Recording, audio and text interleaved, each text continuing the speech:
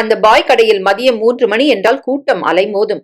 வேறொன்றும் இல்லை, மதியம் 3 மணிக்கு போடப்படும் வாழைக்காய் பஜ்ஜியும் அதை தொடர்ந்து போடப்படும் மசால் போண்டாவுக்காகவும் தான் அந்த கூட்டம். அங்கே வரிசையில் காத்திருந்தான் ஆனந்த். பஜ்ஜி சூடா இருக்கு, எவ்வளவு வேணும் என்றார் வயதில் மூத்த அந்த பாய். பஜ்ஜி வேணா, மசால் போண்டா ஒரு 4 கட்டுங்க என்றான்.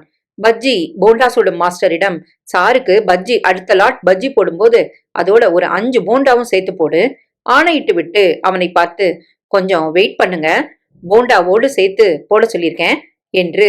எவ்வளவு? 4 தானே? இஞ்சி டீயும் கட்டவா என்று அன்பாய் கேட்டார். சர்ரென்று வளைந்து திரும்பியது அந்த ஸ்கூல் வேன். கடைவாசலில் காத்திருந்த பெற்றோர்கள் தங்கள் தங்கள் குழந்தைகளை அழைத்து போக ஆயத்தமானார்கள். தன் குழந்தைகளை கூட்டி போக வந்தவர் தன் குழந்தையை அழைத்து கொண்டு கடைக்குள் வந்து மகளிடம் பலகார ரேக்கை காட்டி, உனக்கு என்னமா வேணும் என்றார். அதற்குள் அடுத்த பஜ்ஜியோடு போண்டாவும் வந்து ரேக்கில் வலைப்பில் ஃபில்டரில் வந்து விழுந்தது. 3வது படிக்கலாம் அந்த பெண் குழந்தை தன் அப்பாவிடம் போண்டா 4 என்றது. கடையின் மூத்த பாய், பஜ்ஜி வாங்கிக்கோமா, போண்டாவுக்காக சாரு காத்துக்கிட்டு இருக்கிறாரு.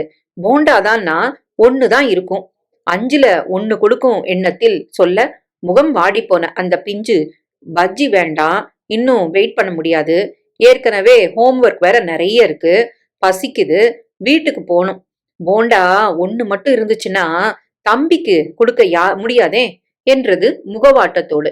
பார்த்து கொண்டிருந்த ஆனந்த் படீரென எழுந்து பாயை பார்த்து, நான் ஆர்டர் பண்ண அந்த 4 போண்டாவும் அந்த குழந்தைக்கே கொடுங்க, நான் வெயிட் பண்ணி அடுத்த லாட் போண்டா போடும்போது வாங்கிக்கிறேன் என்றான். பாய் குழந்தைக்காக அதை பார்சல் செய்ய போண்டா கைக்கு வந்ததும் அதன் அப்பா கண்களில் நிறைந்த அன்போடு தேங்க்ஸ் என்றார்.